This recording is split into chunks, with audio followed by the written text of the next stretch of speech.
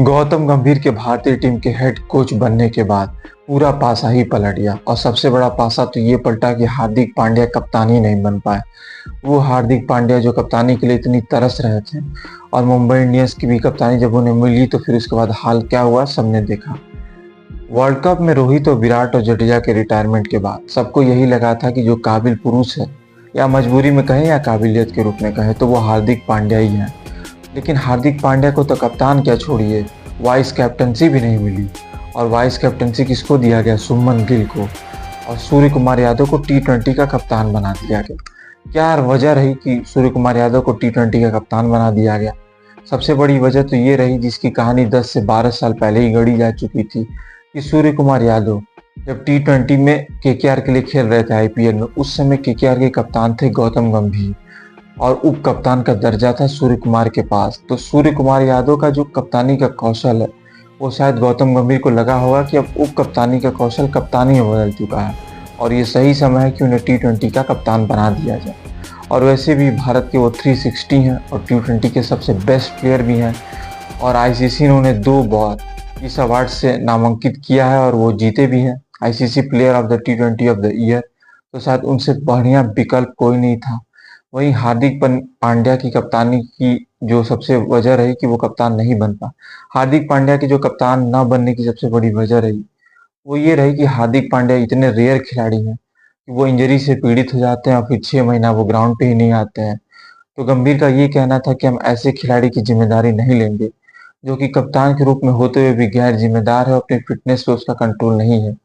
और हार्दिक पांड्या का रवैया जो था वो ड्रेसिंग रूम में बाकी टीममेट्स को रास नहीं आ रहा था। मुंबई इंडियंस के लिए भी जब वो कप्तान बने थे तो बाकी खिलाड़ी जो है गुट में गुटबाजी चल रही थी, खेमे में बढ़ चुका था। तो शायद उनका रवैया भी इस कारण से रहा कि वो कप्तान नहीं बन पाए। और रवैया का भी उनका कारण रहा कि शायद वो डाइवर्स भी उनका हो गया। तो हार्दिक के लिए बड़ा हार्ड लक वाला ये साल रहा है, कप्तानी भी नहीं मिली, बीवी भी छोड़ के चली गई और वाइस कैप्टन तक भी उनको नहीं पूछा गया। और फिलहाल भविष्य में, और ये जो भविष्य है वो 2027 तक, जब तक गौतम गंभीर हेड कोच हैं तब तक तो उनका कप्तान बनना असंभव नजर आ रहा है। लेकिन इससे भी बड़े चौंकाने वाले जो फैसले लिए गए हैं कि अभिषेक शर्मा को टी20 में नहीं शामिल करना श्रीलंका दौरे के लिए। जब अभिषेक शर्मा आईपीएल खेल रहे थे तो पूरी भारत की जो क्रिकेट फैंस थी वो यही चाह रही थी कि अभिषेक शर्मा जल्द से जल्द भारतीय टीम में आए। वो आए भी, उन्होंने परफॉर्म भी किया और परफॉर्म एकदम ब्लॉकबस्टर, 47 गेंद में 100 रन मारा। तो चर्चा होने लगी कि एक शर्मा गया तो दूसरे शर्मा ने उस एज ए वारिस के रूप में एक अच्छे ओपनर के तलाश में मैं एक अच्छा बैटिंग पार्टनर मिल गया है यशस्वी जायसवाल का, और दोनों अगर साथ खेलेंगे तो हेडन और गिलक्रिस्ट वाली जोड़ी दिखेगी। पर शायद ये, हाँ, अभिषेक शर्मा के लिए ये ख्वाहिश हो गई है क्योंकि वो तो टी20 में ही सेलेक्ट नहीं हुए। अब 47 गेंद में 100 रन बनाने के बाद भी कोई सेलेक्ट नहीं होगा तो फिर वो कभी सेलेक्ट नहीं होगा।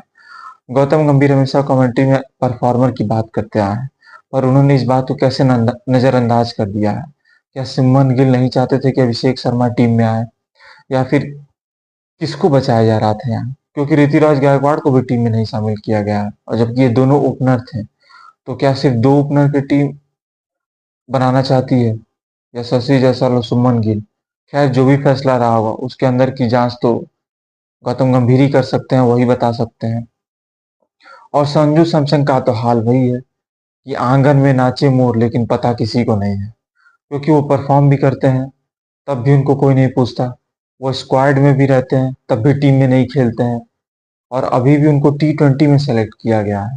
तो टी20 में सेलेक्ट तो हुए हैं, पर ऋषभ पंत जो सबसे मोस्ट प्रेफरेबल खिलाड़ी हैं, क्या उनकी जगह उन्हें शामिल किया जाएगा? ये सबसे बड़ा सवाल रहता है। गौतम गंभीर के लिए बहुत चुनौतियां हैं क्योंकि आगे आने वाली जो सीरीज है, टेस्ट सीरीज, वो बड़ी बड़ी है। ऑस्ट्रेलिया के खिलाफ 5, फिर न्यूजीलैंड में खेलना है और फिर इंग्लैंड में भी खेलना है, और डब्ल्यूटीसी का भी 2 फाइनल है। तो आइए देखते हैं कि उनके लिए सबसे बड़े चैलेंजेस क्या क्या हैं। न्यूजीलैंड, इंग्लैंड और ऑस्ट्रेलिया में टेस्ट सीरीज हेड कोच के रूप में गंभीर का कार्यकाल श्रीलंका दौरे से शुरू हो जाएगा। दौरे पर पहला मैच 27 जुलाई को है। श्रीलंका में टीम 3 वनडे और 3 टी20 खेलेगी। इसी दौरे से गंभीर के कोचिंग करियर की बुनियाद तय होगी। श्रीलंका दौरा 7 अगस्त को खत्म होगा। इसके बाद 19 सितंबर को टीम इंडिया का बिजी शेड्यूल शुरू हो जाएगा। यहाँ से गंभीर के असली चैलेंज भी सामने आएंगे। 2025 के वर्ल्ड टेस्ट चैंपियनशिप के फाइनल में पहुंचने के लिए भारत को अपने अगली 3 टेस्ट सीरीज में अच्छा परफॉर्म करना होगा। इनमें घरेलू मैदान पर बांग्लादेश से 2, न्यूजीलैंड से 3 टेस्ट होंगे। भारत फिलहाल WTC पॉइंट्स टेबल में टॉप पर है, इसलिए टीम से पांचों टेस्ट जीतने की उम्मीद पे है। नवंबर से जनवरी तक टीम इंडिया ऑस्ट्रेलिया में 5 टेस्ट मैच खेलेगी। भारत ऑस्ट्रेलिया के खिलाफ 2014 के बाद से 4 टेस्ट सीरीज जीत चुका है और इसे अजय बनाना बहुत बड़ा चुनौती होगा। ऑस्ट्रेलिया में तो भारत ने लगातार 2 टेस्ट सीरीज जीती है, यानी गंभीर के सामने ऑस्ट्रेलिया में टेस्ट सीरीज जीत की हैट्रिक लगाने की चुनौती है। इसी सीरीज के नतीजे से तय हुआ कि भारत लगातार तीसरा WTC फाइनल खेलेगा या नहीं। WTC फाइनल भारत खेलेगा या नहीं, 2025 से 2027 तक भारत फिर इंग्लैंड, न्यूजीलैंड और श्रीलंका में 3 टेस्ट सीरीज खेलेगा। इस दौरान वेस्टइंडीज, साउथ अफ्रीका और ऑस्ट्रेलिया के खिलाफ 3 टेस्ट सीरीज घर पर भी होगी। 2027 के WTC फाइनल में पहुंचने के लिए इनमें भी जीत दर्ज करनी जरूरी होगी। दूसरा चैलेंज क्या है? अगले 3 साल में 5 ICC टूर्नामेंट होंगे। ICC साल 2025 से 2027 तक 5 टूर्नामेंट कराएगी। 2 WTC फाइनल हटा दे तो लिमिटेड ओवर्स के 3 अहम टूर्नामेंट होंगे। 2025 में चैंपियंस ट्रॉफी, 26 में T20 वर्ल्ड कप, 27 में वनडे वर्ल्ड कप होगा। ICC टूर्नामेंट्स के इतर इस दौरान 2 एशिया कप भी होंगे। चैंपियंस ट्रॉफी में भारत ने 2 खिताब 2002 और 2013 में जीते। टीम 2017 में पाकिस्तान से फाइनल हारकर रनर अप रही। अब 2025 में भारत के सामने पाकिस्तान में ही चैंपियंस ट्रॉफी जीतने की चुनौती है। T20 वर्ल्ड कप में भी भारत ने 2 खिताब 2007 और 2024 में जीते। टीम इस वर्ल्ड कप की मौजूदा चैंपियन है। 2026 का टूर्नामेंट भारत और श्रीलंका की मेजबानी में है, यानी गंभीर के सामने होम ग्राउंड पर भारत को पहला T20 वर्ल्ड कप जिताने की सबसे बड़ी चुनौती है। वनडे वर्ल्ड कप में भी भारत ने 2 ही खिताब जीते हैं, 1983 और 2011 में जीते हैं। 2027 का टूर्नामेंट साउथ अफ्रीका, जिम्बाब्वे और नामीबिया में होगा। ये गंभीर के कोचिंग पीरियड का आखिरी टूर्नामेंट होगा। वनडे वर्ल्ड कप क्रिकेट का सबसे बड़ा टूर्नामेंट होता है। भारत 2023 में अपने ही होम ग्राउंड पर लगातार 10 मैच जीतकर भी ट्रॉफी जीतने से चूक गया था।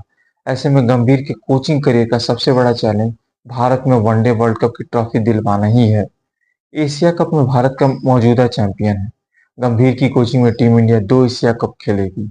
2025 का टूर्नामेंट T20 फॉर्मेट में होगा, 2027 का वनडे फॉर्मेट में होगा। इसी टूर्नामेंट से एशियन टीम के वर्ल्ड कप की तैयारी भी पुख्ता होती है। ऐसे में गंभीर के सामने इनमें भी भारत को अच्छा परफॉर्म कराने की चुनौती होगी। चौथा चैलेंज क्या है? सीनियर प्लेयर्स के साथ केमिस्ट्री। T20 फॉर्मेट से 3 सीनियर प्लेयर्स ने संन्यास ले लिया, विराट कोहली, जडेजा और शर्मा ने। लेकिन ये तीनों खिलाड़ी वनडे और टेस्ट फॉर्मेट में खेलना जारी रखेंगे। रोहित, विराट और जडेजा 2 फॉर्मेट खेल रहे हैं, वही अश्विन लंबे समय से टेस्ट टीम का हिस्सा है। ऐसे में देखना अहम होगा कि गंभीर इन 4 प्लेयर्स के साथ किस तरह की केमिस्ट्री बिठाते हैं। गंभीर के पास सीनियर्स प्लेयर्स के रिप्लेसमेंट ढूंढने की भी चुनौती है। 35-35 साल के जडेजा और कोहली 2027 तक वनडे और टेस्ट खेल सकते हैं।